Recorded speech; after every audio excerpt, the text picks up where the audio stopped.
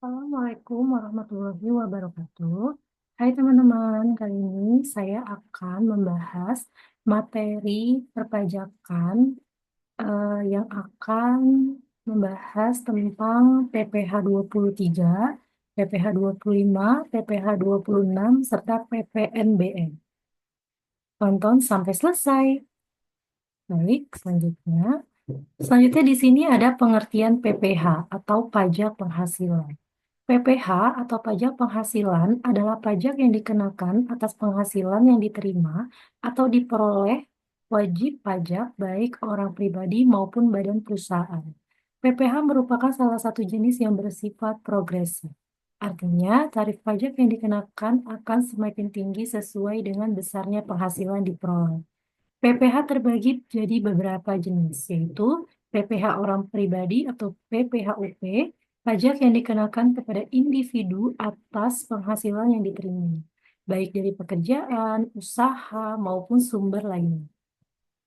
Penghasilan ini dapat berupa gaji, honorarium, keuntungan usaha, bunga, dan sebagainya. PPh Badan, pajak yang dikenakan kepada badan hukum seperti perusahaan atas penghasilan yang diperoleh. PPh Final yaitu pajak yang dikenakan pada jenis penghasilan tertentu dan dihitung langsung pada nilai penghasilan. Secara umum, PPh ini menjadi salah satu sumber utama pendapatan negara yang digunakan untuk membiayai pembangunan dan kebutuhan negara. Selanjutnya ada pajak penghasilan. Pajak penghasilan dalam pandangan akuntansi adalah naiknya manfaat ekonomi dalam satu periode akuntansi yang berupa pemasukan aktiva atau kekurangannya kewajiban yang menyebabkan naiknya ekuitas yang tidak bersumber dari penanganan modal, yaitu Putra DKK 2016 ayat 2. Pajak penghasilan termasuk dalam pajak subjektif, artinya pajak yang dikenakan karena adanya subjek, yakni telah memenuhi kriteria yang telah ditetapkan peraturan perpajakan Abdullah dan Samrotun 2018 ayat 3. Menurut resmi 2014, pajak PPh adalah pajak yang dikenakan terhadap subjek pajak atas penghasilan yang diterima atau diperolehnya dalam satu tahun pajak. Subjek pajak tersebut dikenai pajak apabila menerima atau memperoleh penghasilan. Dalam Undang-Undang Nomor 36 Tahun 2008 tentang pajak penghasilan, subjek pajak yang menerima atau memperoleh penghasilan disebut wajib pajak. Wajib pajak dikenai pajak atas penghasilan yang diterima atau diperolehnya selama satu tahun pajak atau dapat pula dikenai pajak biaya keberhasilan dalam bagian tahun pajak. Selanjutnya ada pengertian pajak penghasilan pasal 23, yaitu PPh 23 adalah pajak penghasilan yang dipotong atas penghasilan yang diterima atau diperoleh wajib pajak dalam negeri dan bentuk usaha tetap yang berasal dari modal, penyerahan jasa, atau hadiah dan penghargaan. Selain yang telah dipotong PPh pasal 21, Akenia DKK 2017 ayat 3, PPh pasal 23 dibayarkan atau terutang oleh badan pemerintah atau subjek pajak dalam negeri penyelenggaraan kegiatan, bentuk usaha tetap atau perwakilan perusahaan luar negeri lainnya. Selanjutnya ada tarif pajak penghasilan pasal 23, yaitu baik yang 15% maupun 2% dikenakan terhadap jumlah bruto. Dengan demikian, dasar pengenaan PPh pasal 23 ini adalah jumlah bruto sebelum tahun 2009 atas penghasilan selain dividen, bunga, sewa, royalti, dan hadiah serta penghargaan. Dikenakan tarif 15% dari perkiraan hasil neto. Berdasarkan Undang-Undang Indonesia Nomor 36 Tahun 2008 tentang perubahan keempat atas Undang-Undang Nomor 7 Tahun 1983 tentang pajak penghasilan pasal 23 tarif pajak penghasilan 23 dijelaskan yaitu sebesar 15% dari jumlah bruto, sebesar 2% dari jumlah bruto. Nah, perhitungan pajak penghasilan penghasilan pasal 23. Di sini contoh perhitungan satu yaitu sebuah perusahaan membagikan dividen sebesar 2 miliar. Perusahaan A memiliki 10% saham di dalamnya. Dividen yang diterima perusahaan A yaitu 2 miliar, eh, yaitu timesnya itu 10%, jadi 200 miliar. Nah, PPh yang dipotong 200 miliar itu, eh, oh sorry, 200 juta. 200 juta itu dipotong 15% jadi 30 juta. Nah, contoh perhitungan kedua, sebuah jasa konsultan memberikan pelayanan dengan imbalan 10 juta. PPh harus dipotong, yaitu 10 juta dipotong 2%, hasilnya 200.000. Dasar Hukum Pajak Penghasilan Pasal 23 atau PPh 23. Dasar Hukum PPh Pasal 23 yaitu Undang-Undang Nomor 36 Tahun 2008, Peraturan Menteri Keuangan Nomor 251 PMK 03 2008 tentang penghasilan jenis jasa keuangan yang dilakukan oleh Badan Usaha, Peraturan Menteri Keuangan Nomor 244 PMK 04 2008, jenis jasa lainnya itu Setiadi dan AKD 2017 ayat 2. Wajib pajak penghasilan Pasal 23. Wajib pajak badan perusahaan atau lembaga yang menerima penghasilan, wajib pajak orang pribadi, individu yang menerima penghasilan dari sumber-sumber yang dikenakan PPh Pasal 23. Baik, kesimpulan dari PPh 23 ini adalah pajak penghasilan yang dikenakan atas penghasilan yang diterima oleh pajak berupa imbalan atau pembayaran atas penghasilan hak sewa, royalti, bunga, hadiah, dan imbalan atas jasa tertentu. PPh 23 dipotong oleh pihak yang membayar memberi penghasilan dan disetorkan ke kas negara. Tarif PPh 23 bervariasi, yaitu ada 2% sampai 15% tergantung jenis penghasilan yang diterima oleh misalnya sewa, royalti, atau jasa. Pajak ini bersifat final untuk menghasilkan tertentu wajib dibayar oleh pemberi penghasilan atas kewajiban pemotongan yang dilakukan.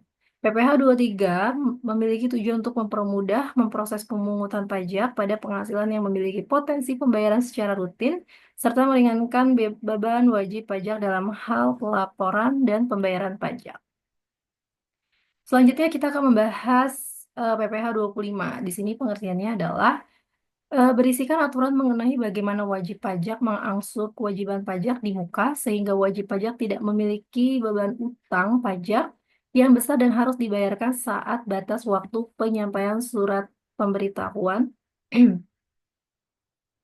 pemberitahuan tahunan pajak penghasilan. Kewajiban angsuran pajak ini muncul ketika wajib pajak memiliki utang pajak penghasilan yang kurang dibayarkan di surat pemberitahuan tahunan pajak penghasilan.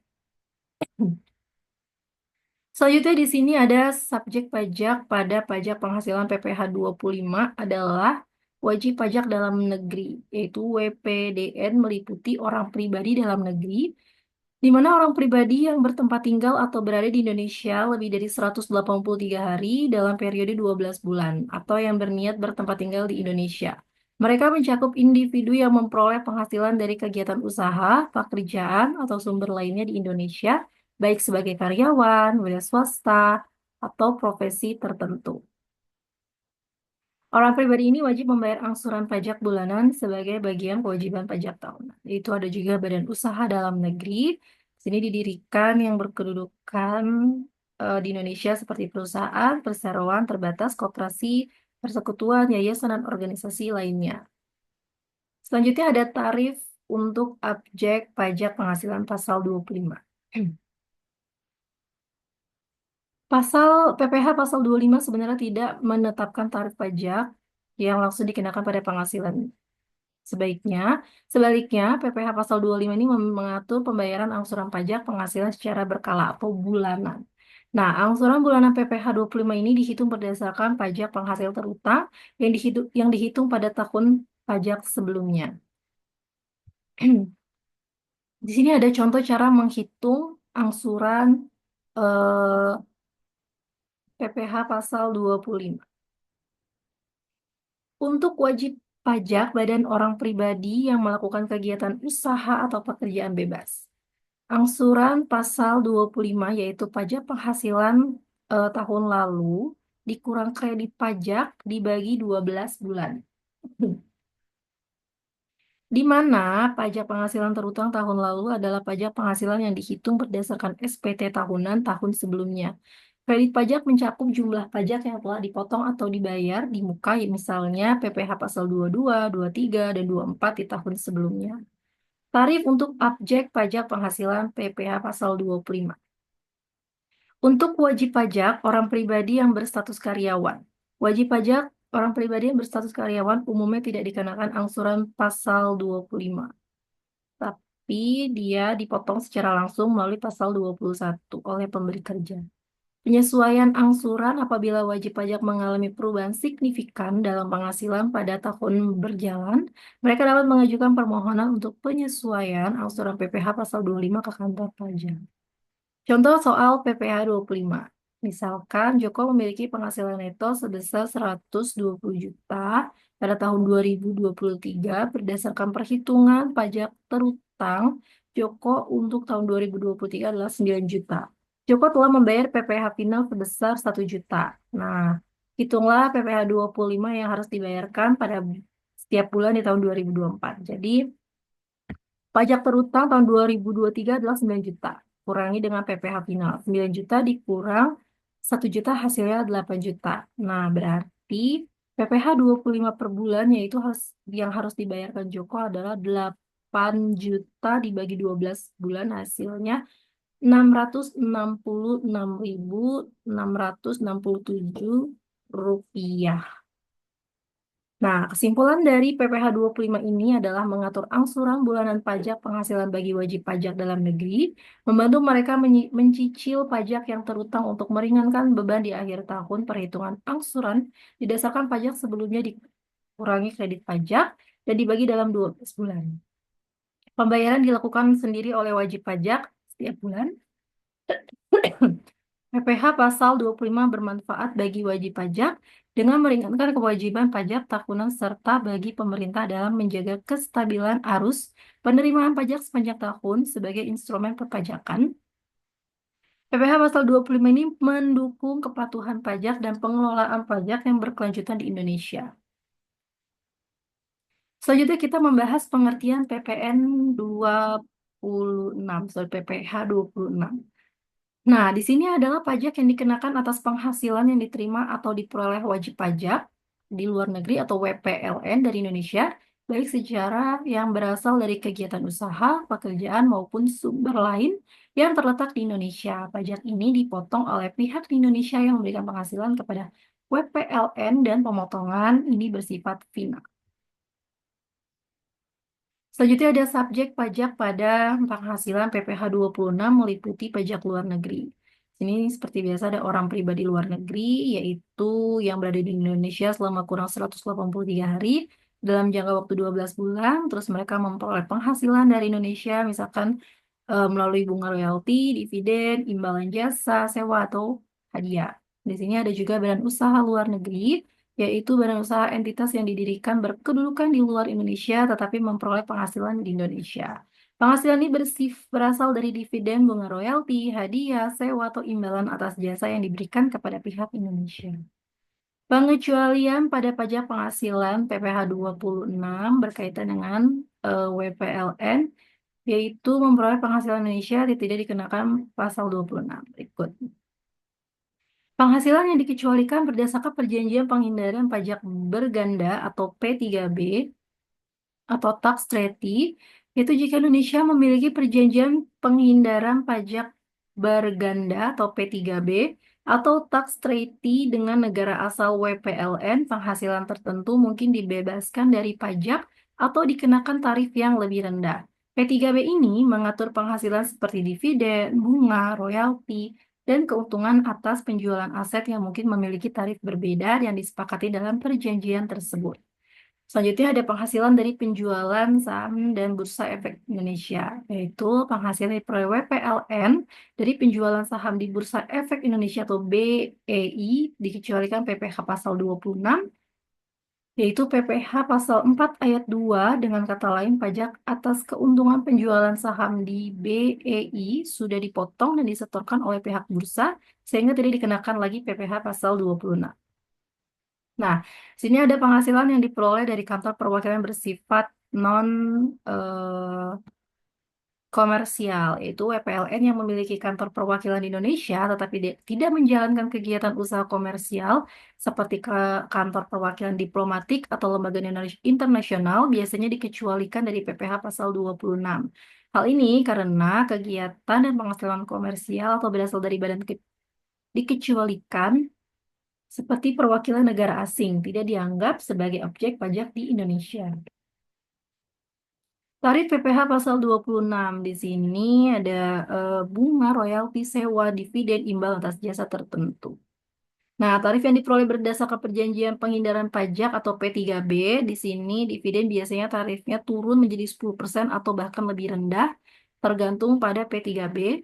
Di sini bunga biasanya tarif menjadi 10% atau lebih rendah. Nah, contoh tarifnya di sini bunga yang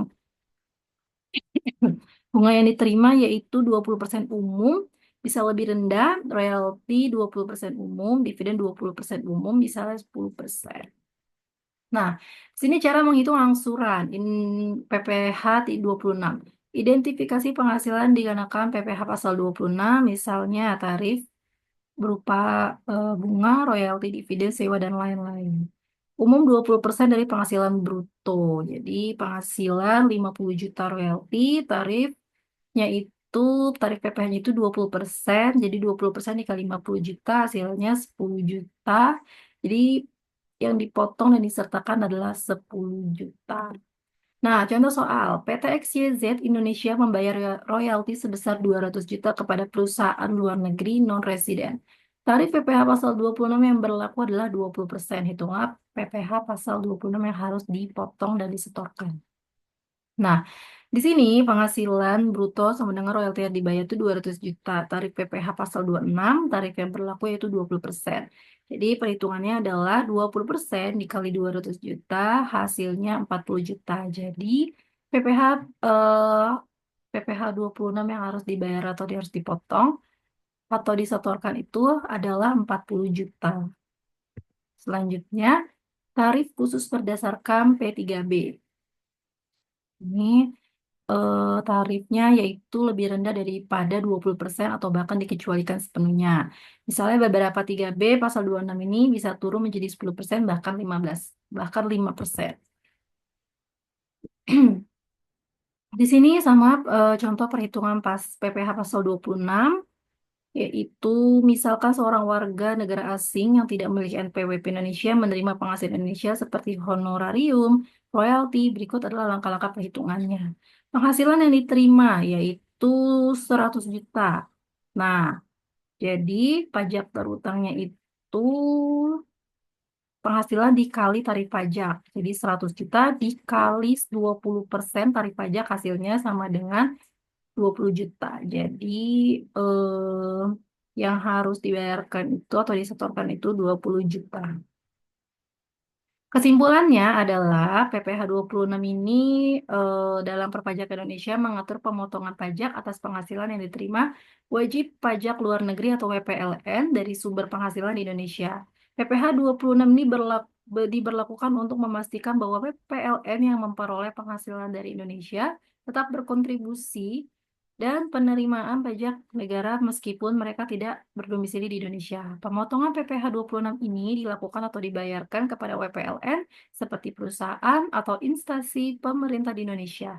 Tarif umum pemotongannya adalah 20% dari jumlah bruto penghasilan yang diterima WPLN kecuali tarif khusus sesuai dengan perjanjian penghindaran pajak berganda P3B antara Indonesia dan negara asal WPLN.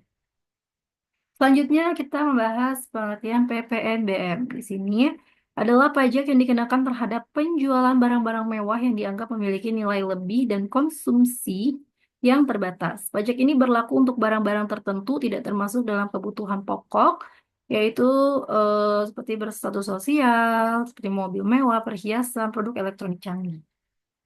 Definisi PPNBM. Nah, pajak penjualan atas barang mewah kategorinya adalah pajak pusat, objektif, atas konsumsi, umum dalam negeri, dan tidak berlangsung. Tujuan dari pajak ini adalah mengendalikan konsumsi masyarakat terhadap barang mewah, melindungi perusahaan barang mewah dalam negeri, serta menjamin penerimaan negara. PPNBM juga berperan sebagai pajak penyeimbang antara konsumen dengan penghasilan rendah dan tinggi. Pasal 5 ayat 1 dari Undang-Undang Nomor 42 Tahun 2009 mengatur bahwa PPNBM dikenakan pada penyerahan barang karena pajak yang tergolong mewah oleh pengusaha yang memproduksi barang tersebut di dalam daerah pabean. Karakteristik dan ciri-ciri PPNBM yaitu memiliki beberapa karakteristik. Bersifat selektif karena dikenakan pada barang kena pajak. Pajak ini juga dikenakan satu kali saat barang diserahkan ke konsumen akhir. Selanjutnya di sini tarifnya bersifat progresif, semakin tinggi nilai barang, semakin besar tarif pajaknya. Pihak pemungut PPNBM, pajak penjualan atas barang mewah dipungut oleh Kantor Pelayanan Pembendaraan Negara. Jadi seperti bea cukai, ya. Lanjut di sini ada objek pajak dikenai PPNBM. Barang-barang yang dikenakan pajak penjualan atas barang mewah secara umum memiliki karakteristik bukan barang kebutuhan pokok, hanya dikonsumsi oleh orang dengan penghasilan tinggi, konsumsi oleh orang atau masyarakat tertentu, atau digunakan untuk menunjukkan status sosial. Barang-barang dengan karakteristik ini akan dikenakan PPNBM dalam penjualan. Tarif PPNBM pasal 8 paling rendah 10%, paling tinggi 200%. Kriteria tarif PPNBM. Di sini mobil penumpang, kendaraan bermotor penumpang dengan kapasitas mesin hingga 1.500 cc dikenakan tarif sebesar 10%. Nah, di sini kalau 1.500 hingga 2.500 cc dikenakan 20%, kalau 2.500 cc dikenakan tarif 40%. Motor dengan kapasitas tinggi mesin 2.500 cc dikenakan tarif 10%. Televisi, AC, elektronik itu biasanya dikenakan 10-20%. Barang mewah lainnya seperti perhiasan, emas, berlian itu 10-30%. Dan barang-barang konsumsi mewah seperti label pakaian, sepatu yang dilabeli mewah itu biasanya kena tarif 10%. Contoh soal PPNBM, 40% dikali 2 miliar sama dengan 800 miliar PPN. Jadi 10% dikali dalam kurung 2 miliar dikurang 800 2 miliar dikurang 800 juta, hasilnya adalah 220 juta total harga mobil plus PPN, yaitu 2 miliar ditambah 220 juta ditambah 800 juta, hasilnya 2 miliar 20 juta rupiah. Nah, mekanisme pemungutan. Di sini pengenaan PPNBM Indonesia diatur dalam Peraturan Menteri Keuangan Nomor 4 PMK 01/2022, dikenakan pada barang mewah seperti kendaraan bermotor, perhiasan, pesawat pribadi, dan kapal pesiar, baik dalam transaksi lokal maupun impor. Produsen atau importi wajib pemungut dan melaporkan PPNBM dalam SPT. Dipungut sekali saat penyerahan barang, sedangkan PPN dipungut berulang.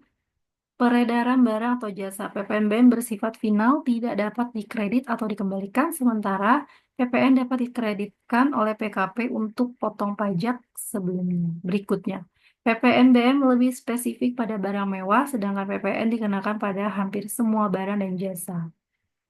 Pembayaran PPNBM. Pembayaran PPNBM dilakukan oleh produsen atau importir melalui surat setoran pajak SSP, dilaporkan dalam SPT massa berdasarkan transaksi yang terjadi pada bulan sebelumnya.